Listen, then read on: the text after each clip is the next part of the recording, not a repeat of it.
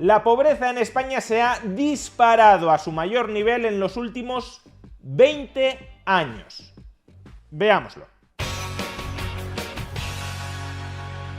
Muchas veces cuando los organismos oficiales o los medios de comunicación hablan de pobreza, en realidad están hablando, sin saberlo o sin explicitarlo, de desigualdad.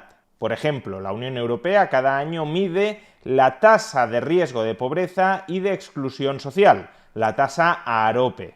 Pues bien, una persona puede hallarse en riesgo de pobreza y exclusión social porque sus ingresos no alcancen el 60% de la renta mediana del país. Ahora bien, si los ingresos medianos de un país son muy elevados, tal vez una persona que esté cobrando el 50 o el 55% de esos ingresos medianos no viva en una situación de pobreza. O al revés, si la renta mediana del país es muy baja, el hecho de que alguien cobre el 80, el 90 o el 120% de los ingresos medianos de ese país no implica que esté fuera de la pobreza. Ahí realmente lo que estamos midiendo es la desigualdad.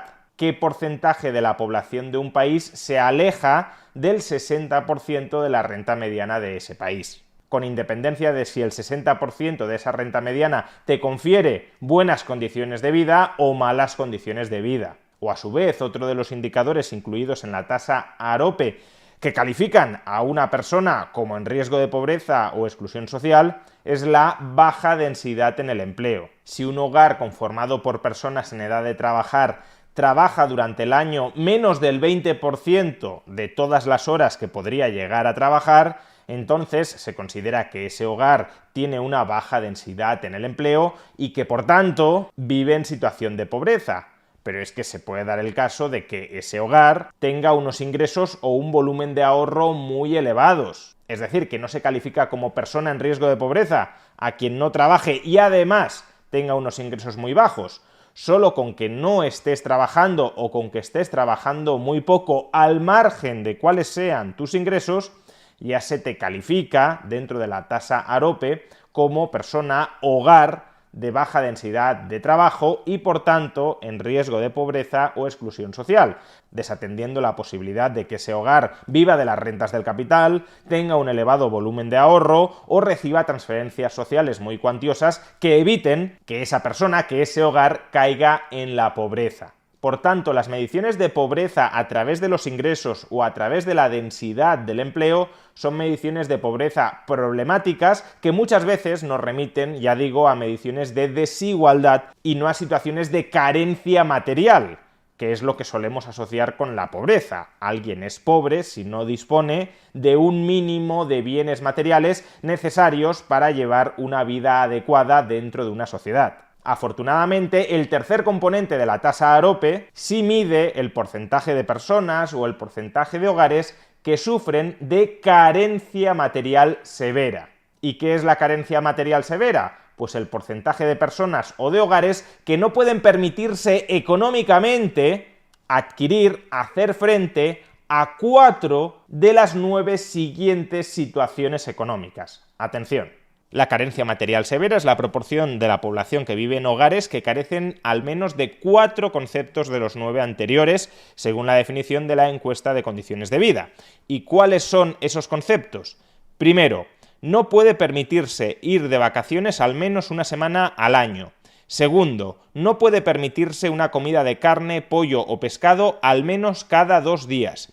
Tercero, no puede permitirse mantener la vivienda con una temperatura adecuada. Cuarto, no tiene capacidad para afrontar gastos imprevistos, de 650 euros. Quinto, ha tenido retrasos en el pago de gastos relacionados con la vivienda principal, hipoteca o alquiler, recibos de gas, comunidad, etc., o en compras a plazos en los últimos 12 meses. Sexto, no puede permitirse disponer de un automóvil. Séptimo, no puede permitirse disponer de teléfono. Octavo, no puede permitirse disponer de un televisor. Y noveno, no puede permitirse disponer de una lavadora. Pues bien, si un individuo o una familia no pueden hacer frente, no pueden afrontar al menos 4 de esos 9 gastos, decimos estadísticamente que esa persona se halla en situación de carencia material severa, porque sufre privación material de bienes y servicios que podemos considerar son indispensables para vivir en sociedad. alimentarse, calefactarse, tener un techo, tener una lavadora, tener un medio de desplazamiento, tener un televisor, etc. Pues bien, ¿qué ha sucedido con la pobreza en España durante los últimos años? Si medimos la pobreza como el porcentaje de la población que no alcanza un 60% del ingreso mediano, lo que ha sucedido en España es que la pobreza ha caído durante los últimos años. Si medimos la pobreza como porcentaje de hogares con baja densidad en el empleo, lo que ha sucedido en España es que la pobreza ha caído durante los últimos años. Pero si medimos la pobreza como creo que habría que medirla, es decir, como personas con carencia material severa, como el porcentaje de familias que no pueden hacer económicamente frente a gastos fundamentales, entonces lo que ha sucedido en España durante los últimos años es que se ha disparado la pobreza. Lo podemos observar en el siguiente gráfico. El porcentaje de hogares en España que no pueden permitirse hacer frente a al menos 4 gastos de los 9 que he leído con anterioridad, se ubicó en el año 2023 en su máximo histórico desde que arranca esta serie en el año 2004, es decir, en su máximo histórico en los últimos 20 años. Concretamente, el 8,9% de las familias españolas no pueden permitirse hacer frente a 4 de los 9 gastos anteriores. Antes de la pandemia, en el año 2019, este dato se ubicaba en el 4,7% de los hogares, es decir, prácticamente la mitad. Pero es que en el peor momento de la crisis económica, en el año 2014, este dato era del 7,1% de los hogares. Por tanto, estamos sustancialmente peor que en el peor momento de la anterior crisis económica. Pero es que además, si extractamos el porcentaje de la población, el porcentaje de los hogares que no pueden hacer frente a gastos tan fundamentales como comer carne, pollo o pescado al menos cada 2 días, una vez al menos cada 2 días, o que no pueden mantener su hogar a una temperatura adecuada, vemos que estos porcentajes también se hallan disparados. Por ejemplo, el porcentaje de hogares que no puede permitirse comer carne, pollo o pescado cada 2 días se ubicó en el año 2023 en el 6,7%. De nuevo, se trata del dato más alto en toda la serie histórica, que arranca en 2004. El dato más alto en los últimos 20 años. Y del mismo modo, antes de la pandemia estaba en el 3,7%, casi la mitad que ahora.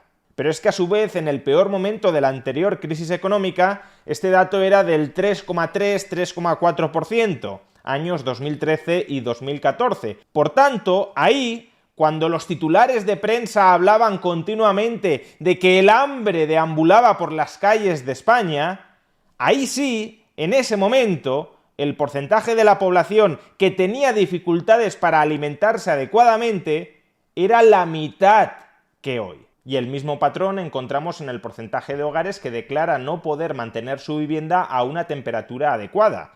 Específicamente, en el año 2023, esta cifra ascendió al 21% de todas las familias. De nuevo, en máximos históricos desde el año 2004, muy por encima del nivel prepandemia.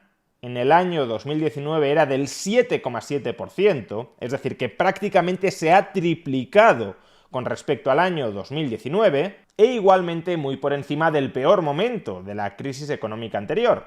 En 2014, el porcentaje de familias que no podían mantener su hogar a una temperatura adecuada, cuando se nos hablaba de la pobreza energética y de las 7.000 personas que morían cada año en España por no poder aclimatar adecuadamente su hogar, porque todo eso es de lo que se hablaba en 2014, en 2015 o en 2016, pues bien, en 2014, cuando se hablaba de todo esto, el porcentaje de familias que no podían mantener su hogar a una temperatura adecuada era del 11,1%. Hoy 21%, prácticamente el doble de en esas fechas. Se está hablando hoy de pobreza energética, se está hablando hoy de las miles de personas que supuestamente mueren en España por esa pobreza energética. No.